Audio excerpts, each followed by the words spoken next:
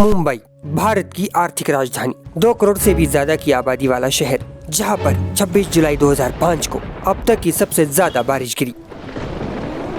Heavy rains have lashed the city of Mumbai after continuous rains for 24 hours now. The IMD has predicted heavy rainfall for the city in the next 48 hours. जी हां, देश की आर्थिक राजधानी जहां पर एक बार फिर बारिश आफत लेकर आई है।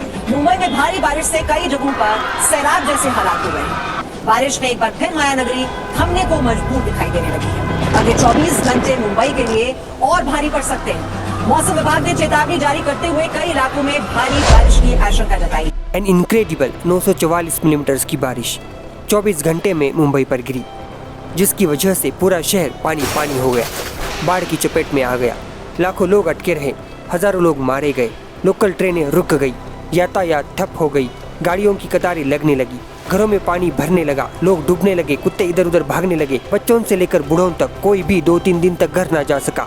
ये कहानी है उसी भयानक दिन की और उस सैलाब की जिसकी वजह से हमेशा भागने वाली मुंबई ठप हो गई।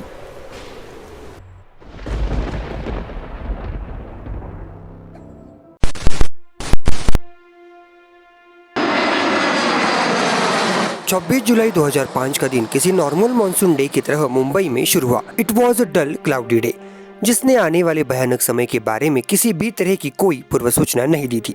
रोज की तरह लोग अपने अपने कामों पर पहुंचे। उनको नहीं पता था उनके साथ कुछ तो भयानक होने वाला है।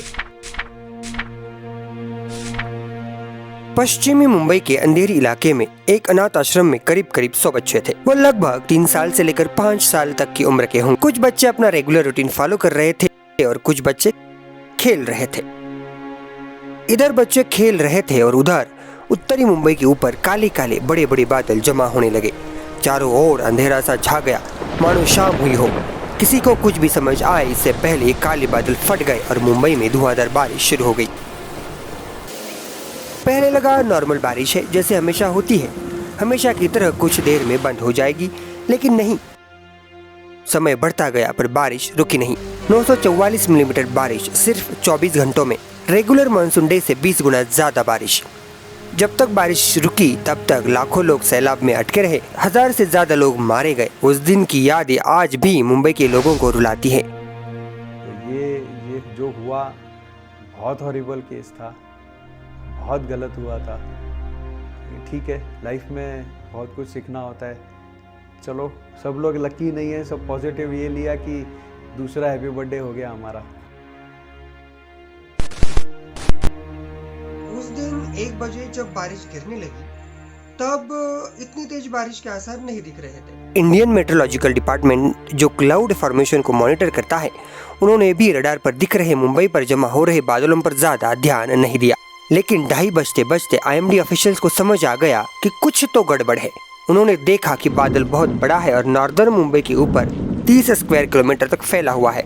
IMD ने ऐसा पहले कभी नहीं देखा था। परिस्थिति की गंभीरता को देखते हुए IMD ने रेड अलर्ट जारी किया। IMD has predicted heavy rainfall for the city in the next 48 hours. जी हां, देश की आर्थिक राजधानी जहां पर एक बार फिर बारिश आफत लेकर आई। अब बारिश बढ़ने लगी। बारिश बढ़ने की वजह से अनाथ आश्रम के बच्चों को अंदर क्लासरूम में बिठाया गया। बच्चों को व्यस्त रखने के लिए टीवी पर कार्टून चला दिया गया। सबको लगा हमेशा की तरह जैसी बारिश है, रुक जाएगी। लगभग 3:30 बजे जब लोगों ने देखा तब तक मुंबई में मूसलाधार बारिश की वजह से कई जगहों पर पानी भरने लगा था। कई ड्रेन्स जाम हो गए, नालों में भी पानी भरने लगा और नाले अपनी गंदगी लेकर बहने लगे। लोग उन्हीं ड्रेनों में गिरने लगे। मीठी नदी में पानी अचानक बढ़ गया, उसमें सैलाब आया और वो ओवरफ्लो होने लगी। सभी जगह पानी भर गया, रास्ते जाम हो गए, गाड़ियां रुक गई, लोग फंस गए, पानी में अटके रहे और अब मुंबई थम गई।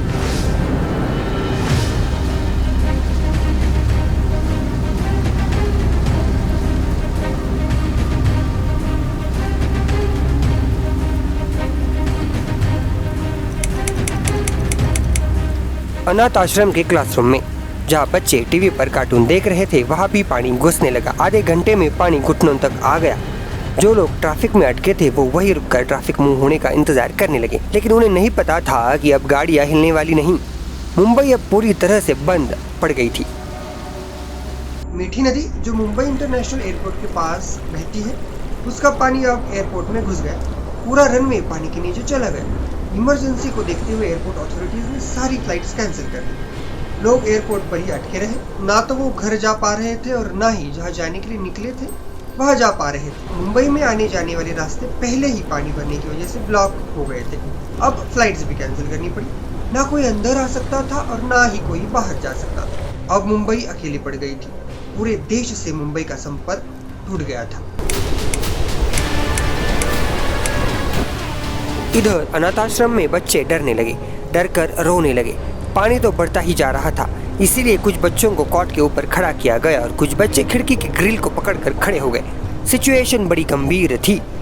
वहाँ के टीचर्स को ये समझ में नहीं आ रहा था कि बच्चों को इस परिस्थिति से बाहर कैसे निकालें। पानी का स्तर तेजी से बढ़ रहा था। तभी एक बहादुर लड़की सामने आई। नाम था आसमा।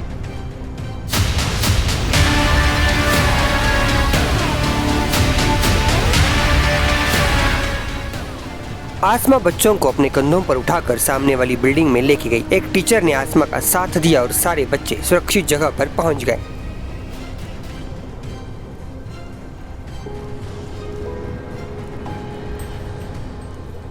समय बीतता गया लेकिन बारिश कम होने का नाम नहीं ले रही थी। लोग अपने घर जाने के लिए बेचैन होने लगे थे। अब शाम होने को आई थी और लोग पानी में ही अटके। बसेस पानी में खड़ी थी, लोकल ट्रेनें रुकी थी, रिक्शा, कार कुछ भी हिल नहीं रहा था। चारों ओर डर का माहौल था। लोगों के पास कोई दूसरा चारा नहीं बचा था। उनके पास बस दो ही ऑप्शंस थे, जहाँ है वहीं पे खड़े रहो और बारिश कम होने का इंतजार करो, और दूसरा अपने घरों तक चल के जाओ।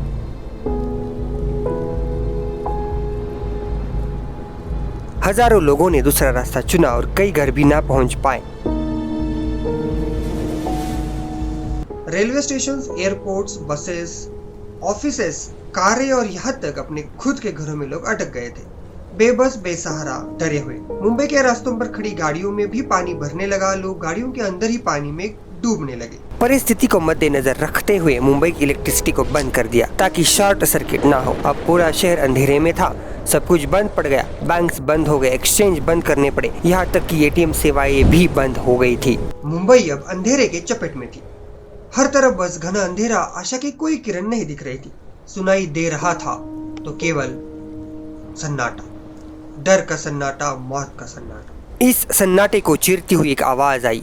आवाज मुंबईकरों के जज्बे की, कभी भी हार ना मानने की आवाज, एक दूसरे की मदद करने की आवाज। यही था मुंबई का जज्बा।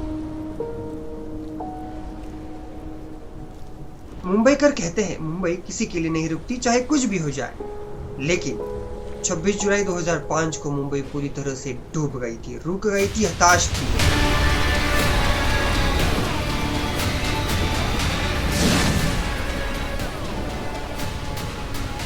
आखिर ये हुआ क्यों? बस यही एक सवाल प्रशासन से लेकर एक्सपर्ट्स तक सबके दिमाग में अब तक घूम रहा है।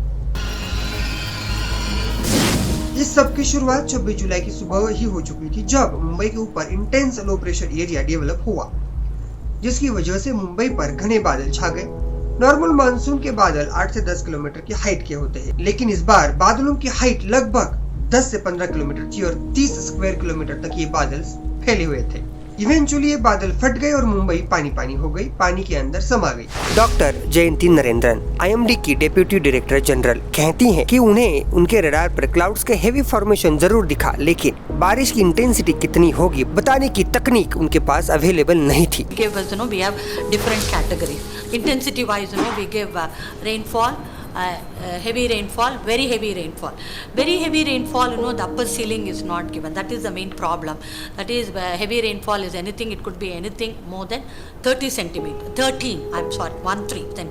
It is not possible with the existing state of art to predict the quantity of rainfall. कुछ एक्सपर्ट्स का कहना था कि टाइम रहते प्रशासन द्वारा लोगों तक जानकारी नहीं पहुंचाई गई। एटलीस्ट एक वार्निंग तो देनी चाहिए थी। उससे होता ही है कि लोग जहाँ थे वहाँ रहते, रास्तों पर नहीं उतरते। लगभग 2:30 बजे के करीब मेट्रोलॉजिकल डिपार्टमेंट ने हेवी रेनफॉल की वार्निंग दी थी, लेकिन तब तक बहुत देर हो चुकी थी। लोग बाहर निकलने लग चुके थे। कोस्टल सिटी होने की वजह से मुंबई में जोरदार बारिश होती आई है। इसी जोरदार बारिश से डील करने के लिए मुंबई के पास अपना खुद का डिफेंस सिस्टम है। इन सब में इम्पोर्टेंट है मीठी नदी, जो मुंबई के बिगेस्ट रेन वाटर ड्रेन के तौर पर काम करती है। मीठी नदी अपने कृत्रिम नालों के नेटवर्क के साथ 2000 किलोमीटर तक फैली हुई है। बहुत ज्यादा बारिश होती थी तो यही मीठी नदी मुंबई को सैलाब से बचाती थी।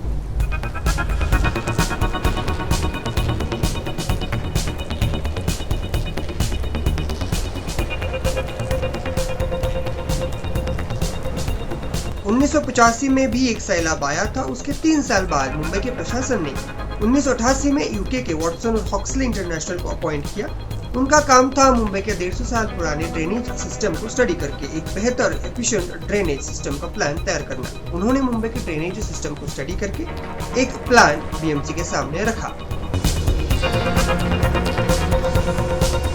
उसमें एग्जिस्टिंग ड्रेनेज सिस्टम को रिवैम्प करके उसे 50 mm रेनफॉल के लिए रेडी करना शामिल था। उसमें अतिक्रमण हटाना, नए पंपिंग स्टेशंस बनाना, ड्रेन्स को और गहरा और चौड़ा बनाना, इन सभी सुझावों का समावेश था। लेकिन उस टाइम बीएमसी के पास पैसा नहीं था, इसीलिए ये सुझाव डब्बे में फेंक दिए गए। उस टाइम से लेकर अब तक मुंबई में रैपिड चेंजेस आए। मुंबई एक्सपोनेंशियली ग्रो हुई, लेकिन अनप्लान्ड तरीके से, जिसकी वजह से प्राकृतिक आपदाओं से लड़ने की मुंबई की क्षमता खत्म ही हो गई। महाराष्ट्र गवर्नमेंट ने सैलाब के कारण जानने के लिए एक फैक्ट फाइंडिंग कमेटी अपॉइंट की थी, चितड़ी कमेटी।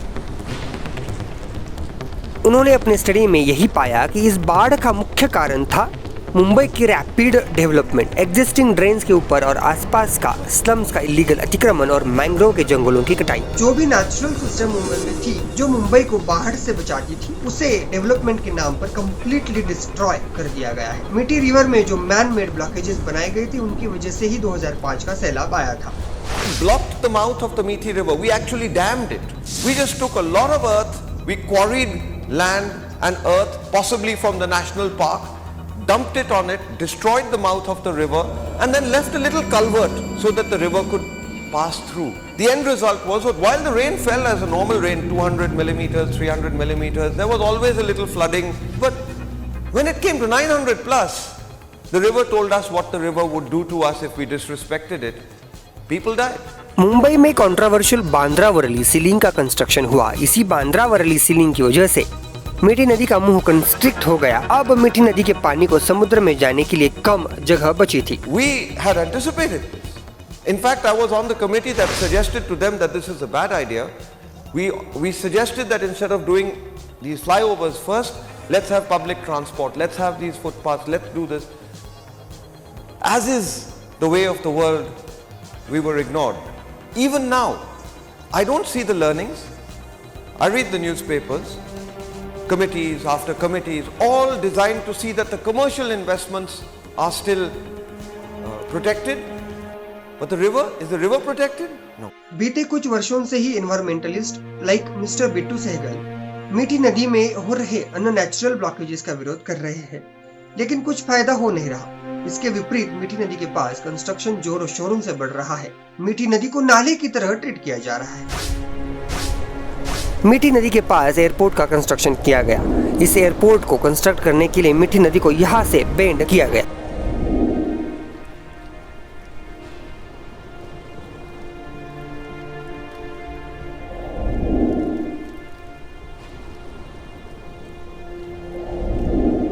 और इसी वजह से 2005 के बाढ़ में एयरपोर्ट 3 से 4 फीट तक पानी में था। लगभग 1200 फ्लाइट्स कैंसिल करनी पड़ी थी और पहली बार मुंबई इंटरनेशनल एयरपोर्ट 30 घंटों से ज़्यादा देर तक बंद था। 2005 का सैलाब सिर्फ मीठी नदी के ओवरफ्लो होने की वजह से नहीं आया था। एक्चुअली मुंबई आज जैसी है वैसे पहले नहीं थी। मुंबई 7 द्वीपों का एक ग्रुप था जहां बोट्स की मदद से आवन जावन किया जाता था। 1817 में अंग्रेजों ने इन 7 आइलैंड को जोड़कर एक सिंगल लैंड मास बनाया। 65% मुंबई समुद्र से लैंड को रिक्लेम करके बनाया गया है। इस रिक्लेम्ड लैंड पर अंधाधुंध तरीके से कंक्रीटाइजेशन हो रहा है। इसका परिणाम यह हुआ कि मुंबई अब नेचुरल डिजास्टर से खुद को बचा नहीं सकती। इन सभी नेचुरल कैलामिटीज से बचने का मुंबई के पास अपना एक डिफेंस सिस्टम था, मैंग्रोव्स के जंगलों के रूप में। बट बीते कुछ सालों से इसे सिस्टेमैटिकली डिस्ट्रॉय किया जा रहा है। मैंग्रोव्स एक्सेसिव पानी को टेम्पररी स्टोर करते हैं और कुछ टाइम बाद फिर से रिलीज कर देते हैं, जिससे फ्लैश फ्लड जैसी सिचुएशन से बचा जा सकता है। 26 जुलाई 2005 को अगर मुंबई की सारी डिफेंस सिस्टम फुली एक्टिवेट भी होती तो भी मुंबई को बाढ़ से बचाना थोड़ा मुश्किल था, क्योंकि 944 मिलीमीटर की बारिश लगातार 24 घंटे, जो कि नॉर्मल बारिश से 20 गुना ज्यादा है। मुंबई की भयंकर बारिश के एक दिन बाद अभी भी सारी दुकानें, रास्ते, सब कुछ कई फुट पानी में दबे हुए थे। तो मुंबई के साधारण लोगों ने जज्बा दिखाकर मदद कार्य प्रारंभ किया। मुंबई का एक होकर काम करने लगे, एक दूसरे की मदद करने लगे। कई जगह पानी एक दिन में कम हो गया, तो कई जगह पानी को कम होने के लिए 4 दिन लगे, तो कहीं एक हफ्ते तक पानी भरा रहा। 2 दिनों के बाद लोकल फिर से दौड़ने लगी। 1 हफ्ते के अंदर मुंबई फिर से जैसी थी वैसी होने लगी। क्या इतने बड़े हादसे के बाद मुंबई को फिर से खड़ा करना इतना आसान था? वो भी 1 हफ्ते के अंदर मुंबई फिर से दौड़ने तो लगी, लेकिन कैसे? भविष्य में ऐसे हादसे ना हो, इसलिए वहाँ की सरकार ने क्या किया?